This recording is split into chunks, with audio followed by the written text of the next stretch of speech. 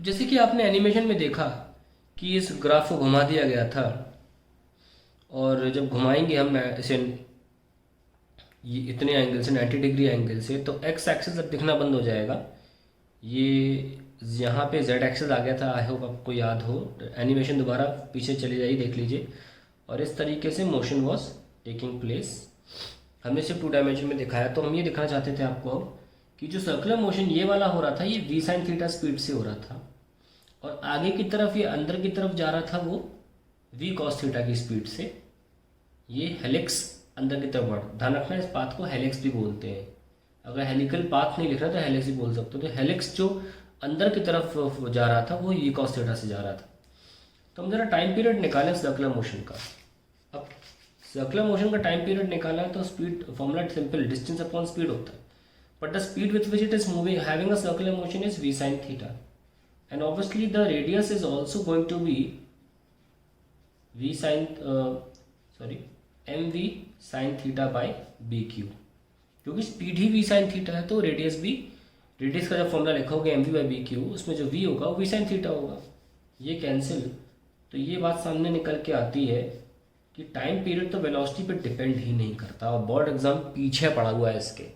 हर साल जब भी अगर इस सेगमेंट से क्वेश्चन आता है ना, तो वो यही पूछता है कि वेलोसिटी को डबल कर देंगे तो क्या होगा, वेलोसिटी का मैग्नेटिक फील्ड से अगर ये एंगल कर दिया तो क्या होगा, पहले 90 था 45 एंगल कर दिया वेलोसिटी का मैग्नेटिक फील्ड से तो क्या होगा। कुछ भी नहीं होगा, हमेशा आंसर कैसा आना है, time period never changes. Just like that वो क्वेश्चन गॉस थ्योरम में अगर हम सरफेस को आधा कर दें, बलून फुला दें तो फ्लक्स को क्या होगा, हमेशा आंसर था नो चेंज। तो वैसे ही टाइम पीरियड में भी रट लो। और एक बहुत इंपॉर्टेंट बात सामने यहाँ पे एक और निकल के आती है, जिसमें बोर्ड एग्जाम में क्वेश्चन कम पूछे गए पर अलग अलग विभिन्न एग्जाम से पूछे जाते हैं। दैट हम अगर क्यू के नीचे मास को ले आए तो हम ये देख सकते हैं कि चार्ज क्यू अपॉन एम को स्पेसिफिक चार्ज बोलते हैं, या चार्ज टू मास रेशियो भी बोला जाता है। हमने देखा कि टाइम पीरियड का स्पेसिफिक चार्ज से इन्वर्स रिलेशन है। और अगर ये बात पता चल जाए तो बहुत जल्दी हम बहुत सिंपल से क्वेश्चन सॉल्व कर लेते हैं कि चार्ज टू मास रेशियो हमें पता होगा अगर, तो हम डायरेक्ट निकाल सकते हैं कि किस पार्टिकल के लिए टाइम पीरियड सबसे कम या ज़्यादा होगा। जैसे हमें उसके लिए रटा होना चाहिए कि इलेक्ट्रॉन का चार्ज टू मास रेशियो 1.76 10⁻11 होता है। ये रटा होना चाहिए, बाकी मैं तरीके से रटवा दूंगा आपको। अब प्रोटॉन का क्या होता है 9.58 10⁻7, और अल्फा और ड्यूट्रॉन का क्या होता है, दोनों का सेम रहता है चार्ज टू मास रेशियो 4.79 10�7। अब तरीका देखो, इसका कोई तरीका नहीं है, तरीका यही है क्या, इलेक्ट्रॉन वाले का कोई तरीका नहीं, ये रटा होना चाहिए। मिलिकन कॉइल ट्रप एक्सपेरिमेंट से यहाँ वैल्यू निकाली भी गई थी और बहुत ही फेमस वैल्यू भी है, तो आपको इलेक्ट्रॉन का तो रटना पड़ेगा। अब आप प्रोटॉन पे कैसे रटकोगे आप कि ये जो 9.58 है फेमस नंबर है, कैसे, उसेन बोल्ट का रिकॉर्ड था 100 मीटर की दौड़ का 9.58, जो अभी अवेलेबल, मतलब अभी भी तोड़ा नहीं गया है, तो आपको याद रहेगा उसेन बोल्ट के रिकॉर्ड से। और पावर में प्रॉब्लम कभी कभी हो जाती है, तो उसेन में 100 आ रहा है, वैसी पावर 100 से 7, ऐसे याद रख लेना। और अल्फा ड्यूट्रॉन का प्रोटॉन से एग्जैक्टली हाफ होता है proton charge to mass ratio. तो आप ये कोई क्वेश्चन अगर अरेंज या arrange in ascending descending order में आता है तो आसानी से ये क्वेश्चन का आंसर दे सकते हो। लेकिन 90% चीज़ें टाइम पीरियड को लेकर नहीं आती, फ्रीक्वेंसी को लेकर आती हैं। तो ध्यान रखना, frequency is directly proportional to charge to mass ratio. अब एक बहुत इंपॉर्टेंट टर्म और रह जाता है, उसे बोलते हैं पिच। पिच होता है कि एक सर्कुलर मोशन में कितना फॉरवर्ड मूव किया चार्ज, एक सर्कुलर मोशन में।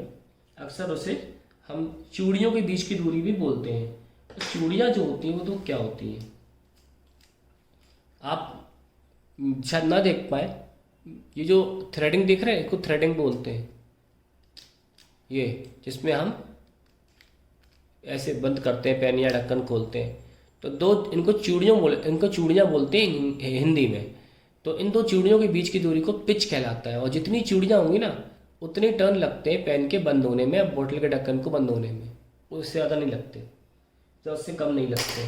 तो दो चूड़ियों के बीच की दूरी, क्योंकि एक तरह से पेन बंद हो रहा है ना, तो के बीच की दूरी को हम पिच बोलते हैं। और जहाँ तक मुझे याद है 100% बच्चों को पता भी होगा, क्योंकि उन्होंने स्क्रू गेज भी किया था एक्सपेरिमेंट लैब में और फेरोमीटर भी किया था, तो उसमें हम पिच का बहुत यूज़ करते हैं, फॉर्मूला भी होता है उसमें। तो पिच होता है the lateral distance moved in one circular motion. और वो पिच कैसे निकाला जाएगा? पिच तो डिस्टेंस है, और हम जानते हैं कि इस तरफ हमने आपको बताया भी था कि एक्सेलरेशन नहीं होगा, वी कॉस थीटा का वी कॉस थीटा ही रहेगा। तो distance is speed into time, और इस तरफ की स्पीड क्या थी? वी कॉस थीटा, और टाइम तो वन टाइम पीरियड लिया जाएगा जो कि ये है कैपिटल टी। तो pitch is equals to this. अब मैं कैपिटल टी को यहाँ पे ठूस के भयावह सा फॉर्मूला बनाना नहीं चाहता, आपको हमेशा इसको सॉल्व ही करना पड़ेगा। अननेसरली मैं 2πm पे अभी क्यू लगा दूँ, फिर आप रट तो पाओगे नहीं फॉर्मूले को। तो it's better that you keep it as capital T only, and you remember the formula for capital T is 2πm/bq. So this is all about when charge enters in magnetic field at an angle theta with the magnetic field.